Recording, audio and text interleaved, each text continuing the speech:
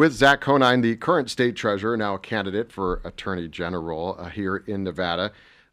Tell me why you decided to seek another higher office here within the state. What do you see the issues are that you think you can help out with?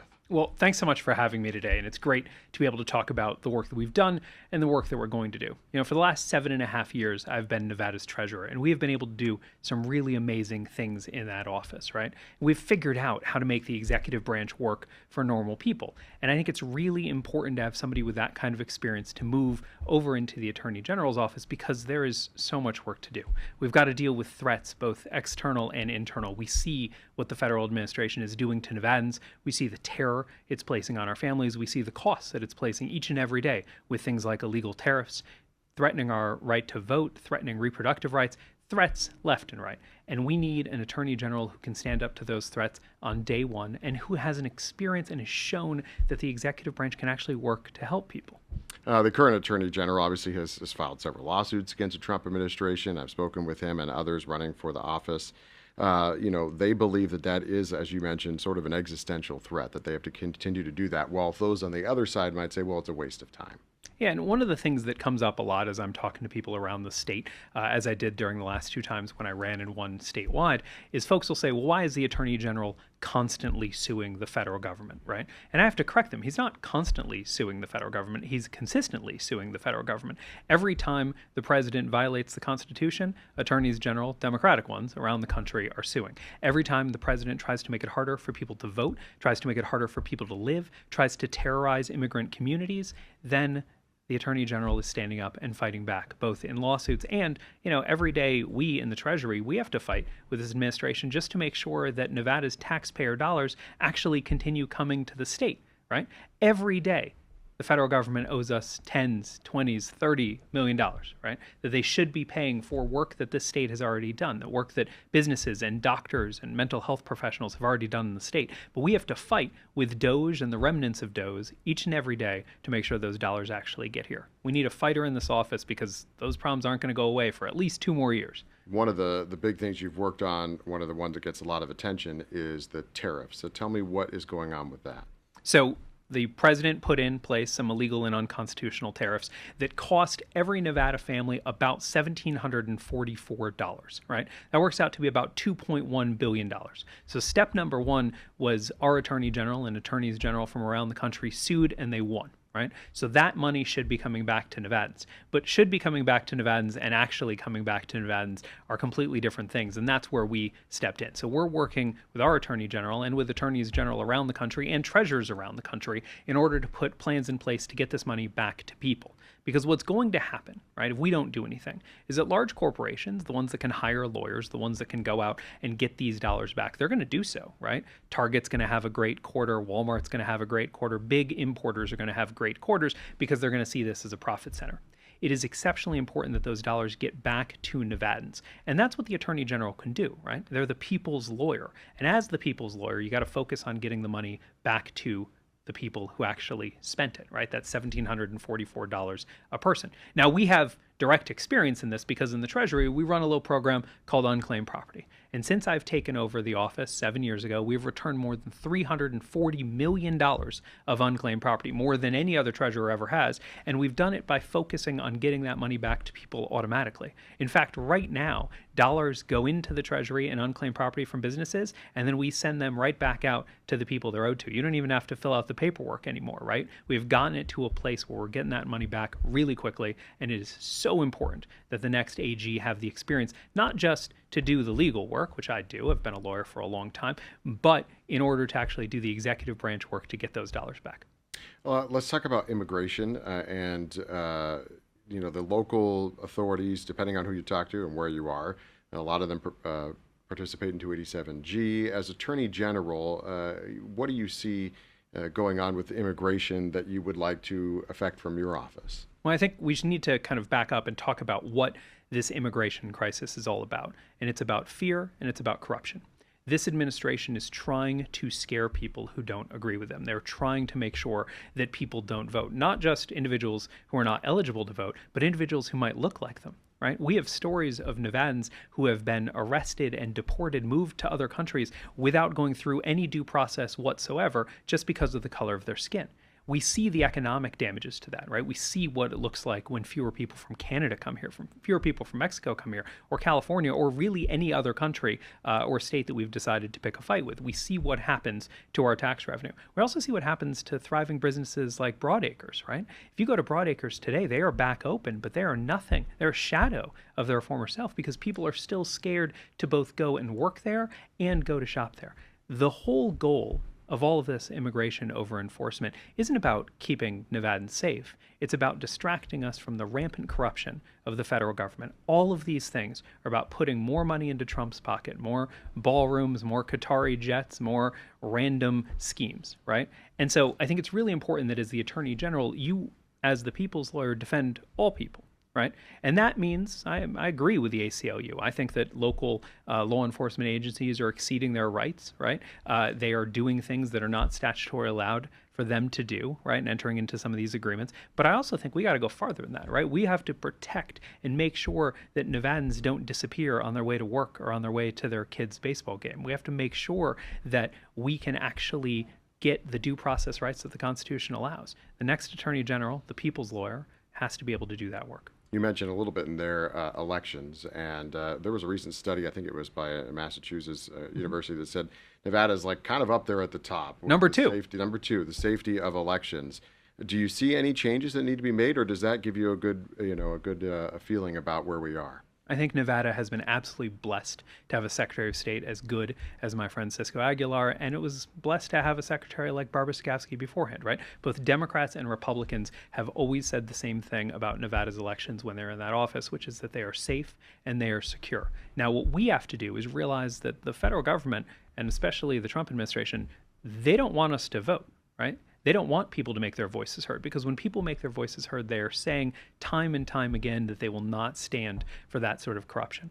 So we're seeing, right, a federal government that wants to take the right to vote and the power to control elections away from the states, which is blatantly unconstitutional, which is why every time they've tried to do it and there's been a pushback, they've lost that lawsuit. That doesn't mean they're going to stop. It means they're going to try to do something even worse. For instance, right now, the federal government has taken hundreds of thousands, millions of dollars from the state of Nevada that is supposed to increase voter access. And so the secretary and we and others are fighting to get that money back, because if we don't get that money back, it just gets harder and harder, right? We're going to have to use our own taxpayer dollars in order to pay for elections when, those are federal dollars that came from our taxes originally.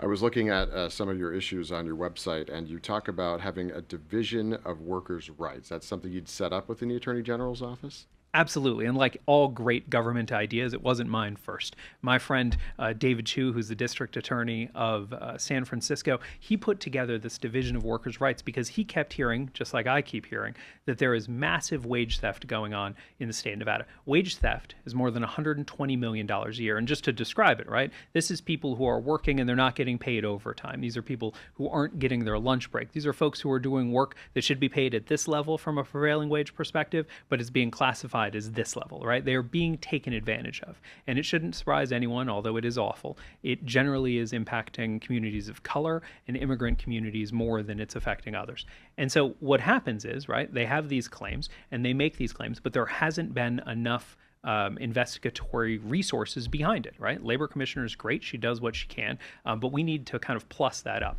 And so what they did in San Francisco is they took one investigator, right? And the Attorney General's office has over 60 investigators. They took one investigator and put them on these cases. They worked with the local labor organizations and others to say, who are the worst actors, right? Because everybody knows who they are. Who are the worst actors? And then they went after them. And when they settled with them or they prosecuted them, right, they had to pay a fine. Part of that fine, they used to hire 2 investigators. And from 2, they became 4. And from 4, they became 8. And now it is really hard to get away with that sort of misclassification around San Francisco, which means that workers are safe going forward. And this is the kind of work that, like, when you've been in the executive branch, you realize there's never enough money to do everything you need to do. You have to get a little bit clever. You have to roll up your sleeve. During the pandemic, and we talked about it a little bit before, but during the pandemic, all of the programs, all the rental assistance programs, all the small business assistance programs, the programs that we put together that were largest in the country to both keep people in their homes, to help kids with disabilities, all of those things were done by a very small team at the Treasury, right? 5 or 6 of us rolling up our sleeves, opening the spreadsheets, picking up the phone, and helping Nevadans. If we bring that sort of energy over to the Attorney General's office, I can't even imagine what we're going to be able to get done. One issue that I hear come up a lot on both sides, actually, it might be a place where some Democrats agree with the president, is corporate ownership of homes. Obviously, there's some legislative work that has to be done there, but from the Attorney General's office, is there anything that can be done to help in that process? For sure. And, nobody else in this race on either side has the record that we have about affordable home ownership. During the pandemic, when $2.6 billion came into the state of Nevada, we ran the process to help figure out where to put that money, which led to more than $500 million, right? $500 million going into affordable housing. That was the largest piece of money going into affordable housing of any state in the entire nation. We have led more than $2.5 billion of affordable housing building through the Board of Finance. We created the State Infrastructure Bank, which is creating union-built housing. In fact, taking the old Desert Pines golf course and making it more than 1,800 units that people from our community are going to be able to get into.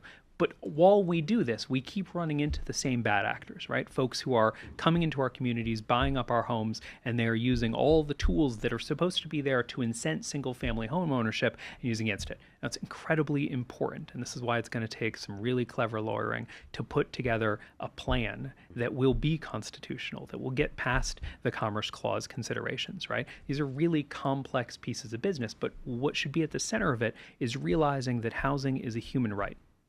And that if every Nevadan is not housed, that wants to be, if every Nevadan is not housed, then we are failing as a state. Because houses aren't just places people sleep. That's where a job goes to rest at night. That's where a kid goes to recover so that the next day they can go and be amazing in third grade. We're never going to be able to fix education. We're never going to be able to fix mental health. We'll never be able to diversify our economy if we do not solve this housing crisis. One of the things that at a TV station that you get to see are the commercials that run constantly. And I will say that the Attorney General's race has the most running that I've seen, the most competitive here in the primary in a lot of different races. You've got a commercial out right now, shows you playing sort of whack-a-mole with President Trump, taking a lot of heat for that. Yeah, I mean, not just heat, right? Death threats, and a lot of them. Look, we thought it was a fun way to point out that each and every day there is some sort of new fresh hell coming out of that administration, right? That just when you whack down one problem with tariffs, then another one pops up on healthcare, and then they're going after nurses and saying they can't get graduate loans. And then the day after that, ICE is terrorizing a community, right? That is how it feels right now, that these crises keep popping up. And we've got a lot of experience with crises, but I get how Nevadans can be overwhelmed.